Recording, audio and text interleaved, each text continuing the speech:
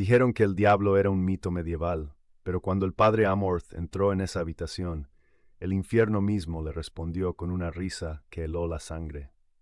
Roma, la ciudad eterna, para millones de turistas que caminan hoy por sus calles empedradas, es un museo al aire libre, un lugar de gelato, de fotos para redes sociales y de arte renacentista. Ven la cúpula de San Pedro y piensan en historia. Ven el Coliseo y piensan en gladiadores. Pero hay otra Roma, una Roma invisible, oculta bajo la superficie, que la mayoría de la gente prefiere ignorar, porque la verdad es demasiado aterradora para enfrentarla antes de dormir. En la década de los años 80 y 90, un hombre caminaba por estas calles con una sotana negra desgastada y un maletín de cuero viejo en la mano. No parecía un guerrero. Era bajo, calvo, con gafas gruesas y una sonrisa que desarmaba a cualquiera.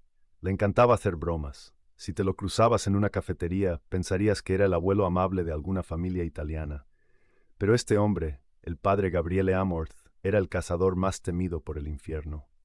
Mientras el mundo moderno, e incluso gran parte de la iglesia de su tiempo, comenzaba a decir que el diablo era una metáfora, un símbolo psicológico del mal humano o una superstición medieval que debíamos superar, el padre Amorth sabía la verdad. Él no trataba con metáforas, él trataba con entidades que escupían clavos de hierro. Hoy vamos a narrar un caso específico, un caso que no encontrarás en las películas de Hollywood, porque no se trata de cabezas girando ni de vómito verde. Se trata de algo mucho más siniestro, la batalla por la verdad. Fue el día en que un demonio intentó usar la propia teología moderna para destruir la fe del exorcista. El día en que el infierno se rió de los sacerdotes que ya no creen. Era una tarde lluviosa de noviembre de 1992. El Vaticano estaba envuelto en una neblina gris. A la oficina del padre Amorth llegó un joven, llamémosle Marco, 22 años, estudiante de arquitectura, brillante, guapo, articulado. A primera vista, Marco parecía el modelo del éxito juvenil, pero sus padres, dos católicos devotos de la periferia de Roma, estaban destrozados. Padre, le dijeron llorando, no es él. Los psiquiatras dicen que es esquizofrenia, pero las pastillas no hacen nada. Cuando entra en las iglesias se desmaya. Cuando le damos agua bendita sin que lo sepa, se quema la garganta.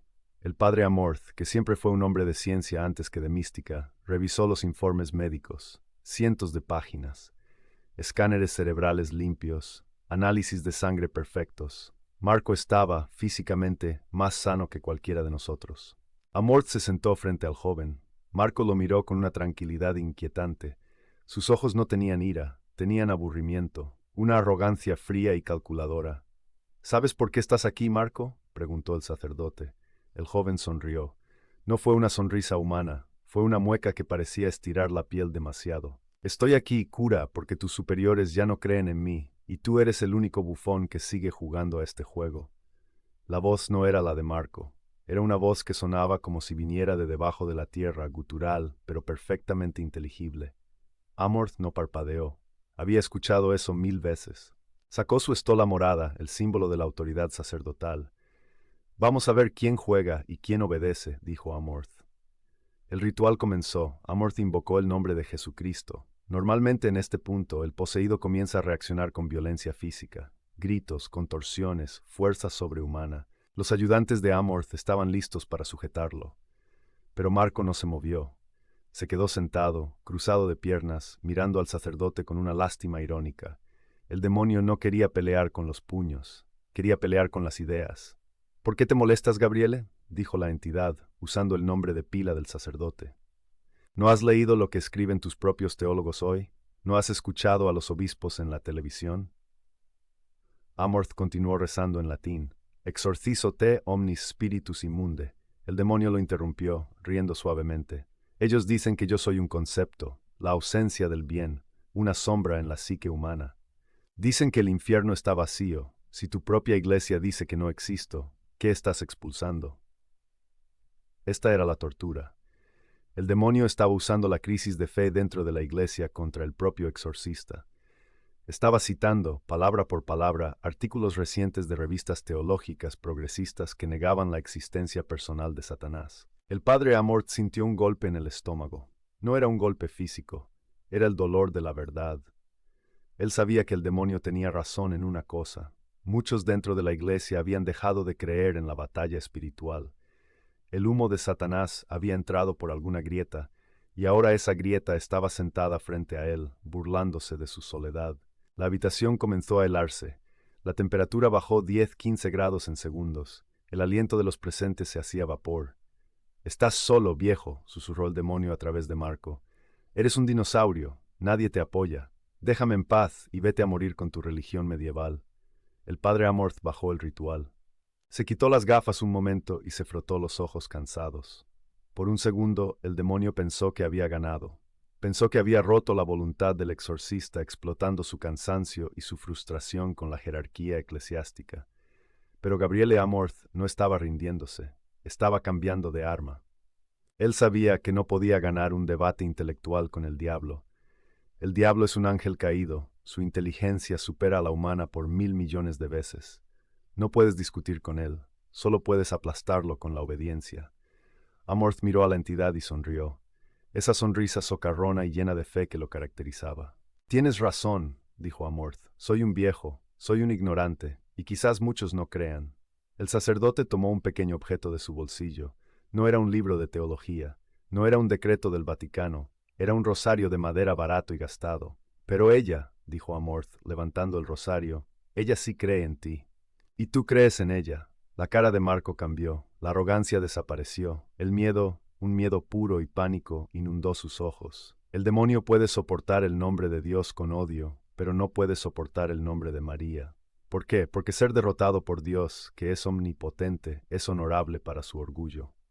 Pero ser derrotado por una criatura humana, una mujer simple de Nazaret, es la humillación suprema. Su orgullo no lo tolera. Amorth dejó el latín y comenzó a rezar el Ave María. «Dios te salve, María». El joven soltó un alarido. No fue una burla teológica esta vez. Fue un grito de dolor, como si le hubieran echado ácido hirviendo sobre la piel. «¡Cállala! ¡Cállala! ¡Esa mujer no! ¡No la nombres!», gritaba la voz, ahora desesperada, perdiendo toda su compostura intelectual. Amorth siguió. Cada cuenta del rosario era un martillazo. «Llena eres de gracia». El demonio se retorcía. La teología moderna no podía ayudarlo ahora. Los argumentos intelectuales se desmoronaban ante la presencia de la Madre de Dios. Amorth comprendió en ese momento una lección que nos dejó para siempre. El diablo no teme a tus títulos universitarios, no teme a tus libros, teme a tu humildad, teme a tu obediencia a la Madre. Fueron 3 horas de batalla, 3 horas donde el intelectual demonio se convirtió en una bestia acorralada. Amorth invocó al Inmaculado Corazón. Invocó la obediencia de María contra la desobediencia de Lucifer. Finalmente, con una voz potente que desmentía su edad, Amorth ordenó: «Por la autoridad de la Inmaculada Concepción, vete». El cuerpo de Marco se arqueó en un ángulo imposible, antinatural. Un sonido sordo, como de aire escapando a presión, llenó la sala. Y luego, Marco cayó al suelo, flácido como un muñeco de trapo. El frío desapareció al instante. La lámpara dejó de parpadear. Marco abrió los ojos. Eran sus ojos. Estaba confundido, llorando, pero era él. Miró sus manos, miró al sacerdote. «Padre, sentí que me ahogaba en oscuridad, y luego vi una mano blanca que me sacaba». Amorth, sudando, agotado, se acercó y le puso la mano en el hombro. «No fui yo, hijo. Fue ella. Siempre es ella». El padre Amorth recogió su maletín. No hubo celebración, no hubo aplausos. Salió de la habitación, caminó hacia la máquina de café más cercana y se tomó un espresso contando algún chiste malo a sus ayudantes para liberar la tensión. Así era él. El padre Gabriele Amorth murió en el año 2016, pero nos dejó una advertencia que resuena hoy, en 2026, más fuerte que nunca. Él decía: «El mayor truco del diablo no es poseer a alguien. Eso es raro. Su mayor truco es hacernos creer que el pecado no existe, que todo está permitido, que el infierno es un cuento para asustar niños». Vivimos en un mundo que se ríe de lo sagrado, un mundo que, como ese demonio en Marco, usa la inteligencia y la ciencia para burlarse de la fe. Pero la historia de Amorth nos enseña que, al final del día, cuando la oscuridad llega de verdad, y siempre llega, las teorías no te salvarán. Tu sarcasmo no te salvará. Solo te salvará el nombre ante el cual toda rodilla se dobla. No necesitas ser un exorcista para luchar contra el mal, solo necesitas dejar de ser arrogante. Necesitas volver a lo básico, la confesión, la Eucaristía y la mano de María. El diablo es real. El padre Amorth lo miró a los ojos y vio su odio. Pero también vio su miedo, porque el diablo sabe algo que tú a veces olvidas. Él ya perdió. Y tú, si te agarras de la mano de Cristo, ya ganaste. Esta historia no es ficción, es un recordatorio de la batalla invisible que ocurre a tu alrededor ahora mismo. Si quieres entender las armas que tienes en tus manos, suscríbete y comparte esto. Que el mal nunca te encuentre desprevenido. Hasta la próxima.